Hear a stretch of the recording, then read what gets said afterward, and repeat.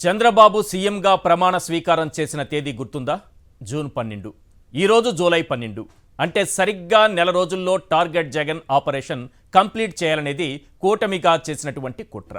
ఈరోజు అదే చేశారు కూడా. టీడీపీ ఎమ్మెల్యే రఘురామకృష్ణరాజును చంపేందుకు జగన్ కుట్ర చేశారంటూ కేసు నమోదు చేశారు. నిన్ననే కదా చంద్రబాబు సర్కార్ తల్లికి వందనం పిల్లాడికి యగనామం కార్యక్రమంపై జీవో విడుదల చేసింది. దీనిపై తల్లులు ఆగ్రహంతో రగిలిపోతున్నారు. దీని నుంచి ప్రజల్ని డైవర్ట్ చేయాలంటే ఏం చేయాలి? జగన్పై కేసు పెట్టాలి. ఒక్క దెబ్బకు 2 పెట్టలు. 1 జగన్పై కక్ష సాధించవచ్చు, 2 ప్రజలందరినీ డైవర్ట్ చేయొచ్చు. అప్పటికీ ప్లాన్ వర్కౌట్ కాకపోతే ఏం చేయాలి? కాంగ్రెస్ పార్టీ అధ్యక్షురాలని రంగంలోకి దింపాలి. రాష్ట్రంలో జరుగుతోంది ఏంటి? మేడం గారు మాట్లాడుతోంది ఏంటి? చంద్రబాబు గారు ఇచ్చిన హామీ ప్రకారం ప్రతి పిల్లవాడికి 15,000 ఇవ్వాలి అని పత్తి పువ్వు విసిరి ఆనాడు జగన్ ఏం చేశారు? ప్రతి పిల్లవాడికి 15,000 ఇస్తానన్నాడా లేదా? మరి ఇచ్చాడా అంటూ మేడం గారు భలే ఫైర్ అయిపోయారు. చెల్లెమ్మ, కాస్త 2019 నాటి వైఎస్ఆర్సీపీ మేనిఫెస్టో చూడమ్మా. ఎవరో రాసిచ్చిన స్క్రిప్ట్ చదివితే ఎలాగమ్మా? ఎవరి కోసం ఈ ప్రెస్ మీట్ అమ్మా? ఏ బాబు కోసం మీరు మీడియా ముందు ఈ రుబాబు చేస్తున్నారమ్మా? ప్రతి పిల్లాడికి 15,000 ఇస్తానని జగన్ చెప్పారా? మేనిఫెస్టోలో పెట్టారా? ఆ తరువాత మోసం చేశారా?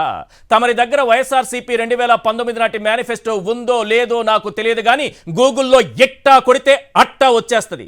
మళ్ళీ చెబుతున్నా, గూగుల్లో ఇట్టా కొడితే అట్టా వచ్చేస్తుంది. ప్రింట్అవుట్ తీసుకుని టీడీపీ కార్యాలయంలో కూర్చొని కాంగ్రెస్ పార్టీ కార్యాలయంలో కూర్చొని చదువుకో తల్లి. అధికారంలో ఉన్న పార్టీని ప్రశ్నించు తల్లి. తల్లుల వైపు నిలబడు తల్లి.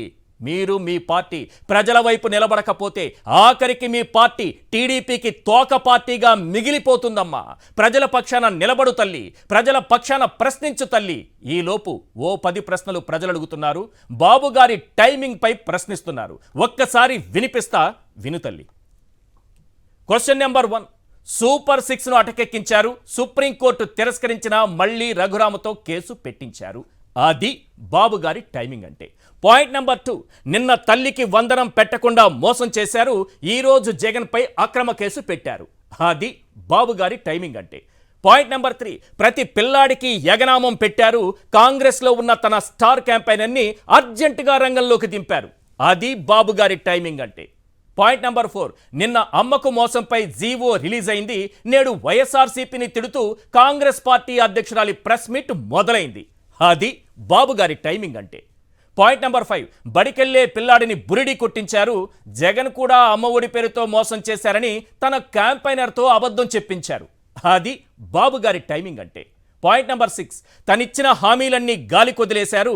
జగన్ వైఎస్ఆర్ పథకాలు అమలు చేయలేదని తన క్యాంపైనర్తో తిట్టించారు. అది బాబు గారి టైమింగ్ అంటే. Point number 7. మొన్న అన్నదాతకు భరోసా 20,000 ఇవ్వకుండా మోసం చేశారు.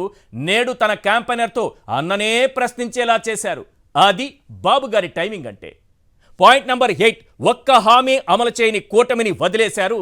జగన్ వైఎస్ఆర్ పథకాలు అమలు చేయలేదని కాంగ్రెస్ పార్టీ అధ్యక్షురాలు ప్రశ్నించారు. అది బాబు గారి టైమింగ్ అంటే.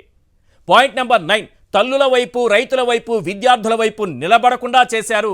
కాంగ్రెస్ పార్టీని వైఎస్ఆర్ కాంగ్రెస్ పై విమర్శలకు వాడుకుంటున్నారు. అది బాబు గారి టైమింగ్ అంటే. Point number 10. అధికార పార్టీని ప్రశ్నించకుండా చేశారు. ప్రతిపక్ష వైఎస్ఆర్సీపీని ప్రశ్నించడమే కాంగ్రెస్ పార్టీకి రోజువారీ పనిగా నిర్దేశించారు. అది బాబు గారి టైమింగ్ అంటే.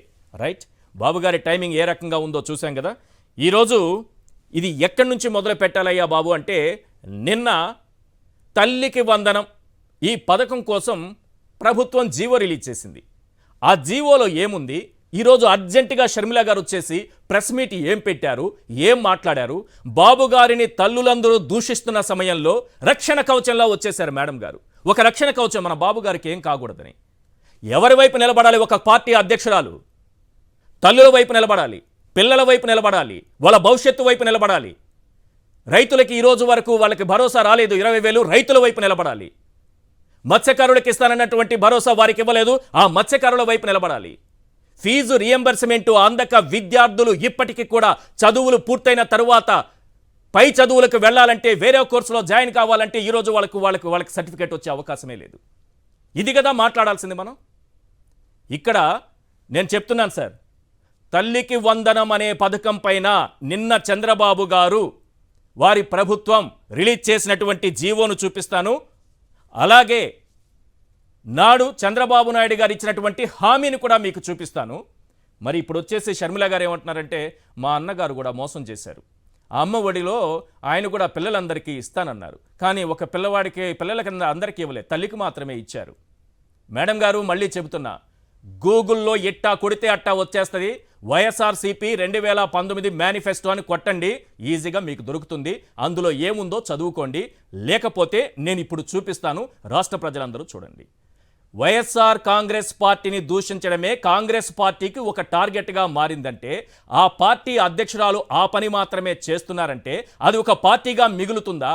ప్రజల పక్షాన మాట్లాడరంట, బాధితుల వైపు నిలబడరంట, అన్నదాతల వైపు మాట్లాడరంట, అన్నని మాత్రమే టార్గెట్ చేస్తారట. ఇది కాంగ్రెస్ పార్టీ లక్ష్యం. ఎవరి కోసం ఇదంతా? ఏ బాబు కోసం ఇదంతా? క్లియర్గా అర్థమయ్యేలా నేను వివరిస్తాను. ఒకసారి మీరు నిన్నటి జీవో కాపీ ఒకటి డిస్ప్లే చేయండి. అక్కడి నుంచి మొదలు పెడితే చంద్రబాబు గారి విషయం, షర్మిల గారి విషయం, ఈ రెండు పార్టీల మధ్య ఉన్న లింకు కూడా చాలా స్పష్టంగా అర్థమైపోతుంది రాష్ట్ర ప్రజలకి. రాష్ట్ర ప్రజలందరూ జాగ్రత్తగా గమనించాలి ఇదంతా.